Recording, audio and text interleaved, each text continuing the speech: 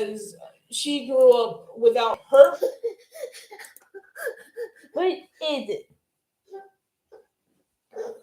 Good morning, everybody. Okay, so I said I was going to make a YouTube video about dysfunctional families. So, let me go ahead and start off by saying, I hope everybody's having a good morning. Okay, so let me dive right into what this video is all about. Okay, so this dysfunctional families. I've done a lot of research on this past week, and I started thinking about it, and I was like, it's time for me to make a video about it because I feel like it would help a lot of YouTubers um, on my channel. Now, I normally don't talk a lot about my personal issues with my family, but this one I think will help out a lot of people who are dealing with toxic families members. And so what I had to do, I've had to do was I've had to literally block some of my family members away from my social media because it just got so toxic, and I don't want to go into too much details of why I did what I did, but I knew I had to do it because for the sake of me being sane and for the sake of me not having to deal with the frustrations of my family. So what I did was, like I said, I blocked some of my, well, I'm not gonna say some, I just blocked a few people away from my social media. And so what I wanted to talk to you guys about with dysfunctional families is recognizing when to know what to do when you are dealing with the dysfunctions. Okay, so what is the root cause of dysfunctions? Uh, I looked this up and I did my research. It's uh, it's because of chaos. When you see chaos in your life, and you see people who are very chaotic, who just start, shit for no apparent reason at all, you start wondering to yourself, well, why is this happening? Okay, so in my family tree, I have my my older sister, who is the golden child, um, myself, which is the scapegoat, and then my younger sister, which is the lost child. Okay, and this I looked up about narcissistic family members. Okay, so my father has his rages of narcissistic abuse, and my mother is very, she's very mentally ill, and she has her narcissistic tendencies too. She tends to control a lot of things that I do and say.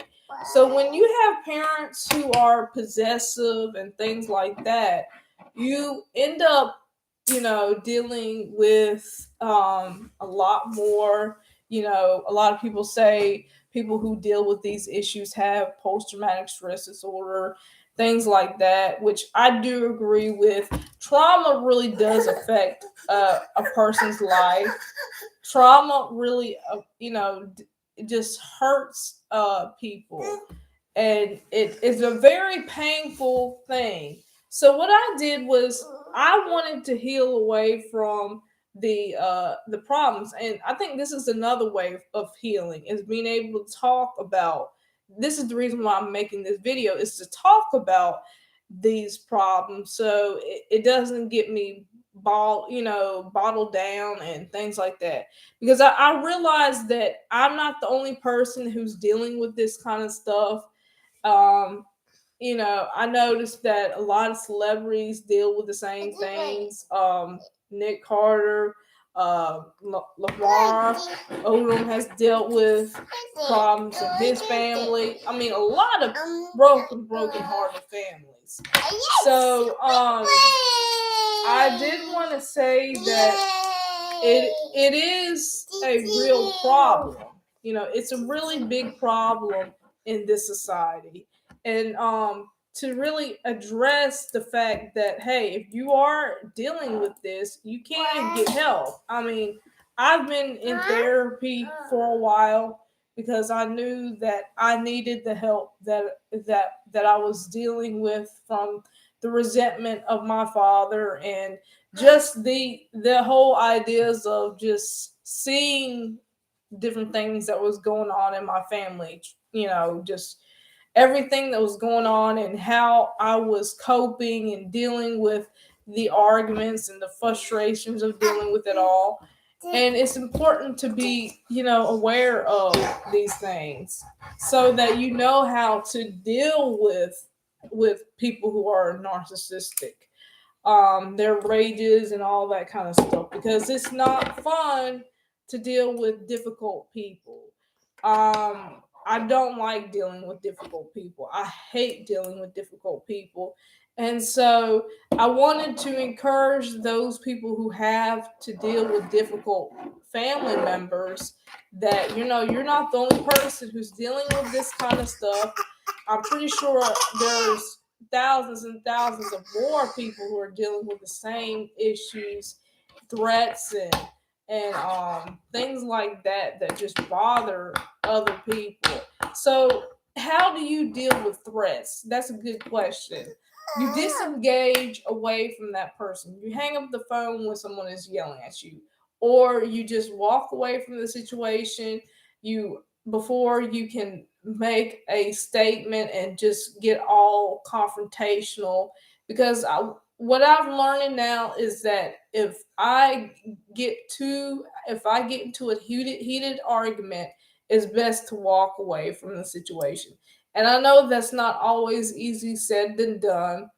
It can be a bit harder for some people to deal with, but it is possible to get away from the parts so that make you unhappy, and so that you're able to create peace and more peace in your life, because that's really what it comes down to when you're dealing with a person who is narcissistic.